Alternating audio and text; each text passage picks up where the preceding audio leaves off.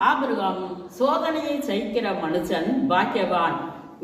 ஆபிரகாமுக்கு 100 வயதிலும் சாராளுக்கு 90 வயதிலும்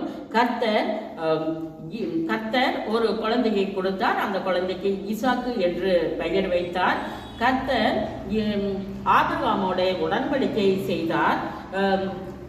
கர்த்தர் ஆதியாகமம் 22ஆம் அதிகாரத்திலே பார்க்கும் பொழுது கர்த்தர் ஆபிரகாமை சோதித்தார். எப்படி எனில், ஆபிரகாமை அழைத்து நீ ஈசாக்கை எனக்கு பலியிட வேண்டும் என்று சொன்ன பொழுது ஆபிரகாம் கொஞ்சமும் கர்த்தருக்கு உடனே கீழ்ப்படிந்தார். அதிகாலை வேளையிலே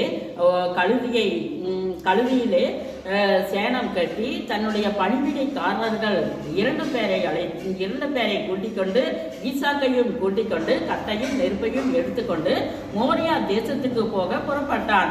கர்த்தர் மோரியா தேசத்தில் ஈசாக்கை பலியிட வேண்டும் என்று சொல்லி ஆபிரகாம் மோரியா தேசத்துக்கு போனான்.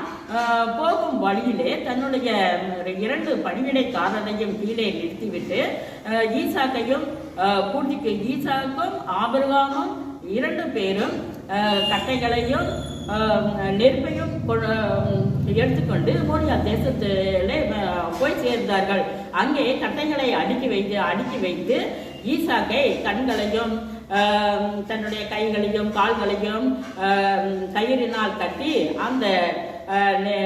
அந்த கட்டைகளின் மேல் ஈசாக்கை மேலே வைத்து கத்தியை கீழே வைத்த கத்தியை தன்னுடைய கையினால் பிடித்து அந்த கத்தியை எடுத்து ஊங்கும் பொழுது உடனே கர்த்தர், ஆபிரகாமே, பிள்ளையாண்டன் மேல் கத்தியை போடாதே, உன்னை சோதிக்கும்படியாக நான் இப்படி செய்தேன் என்று சொல்லி நீ கர்த்தருக்கு கீழ்ப்படுகிறாயா என்று சொல்லி நான் உன்னை சோதிப்பதற்காக இப்படி நடந்தேன்.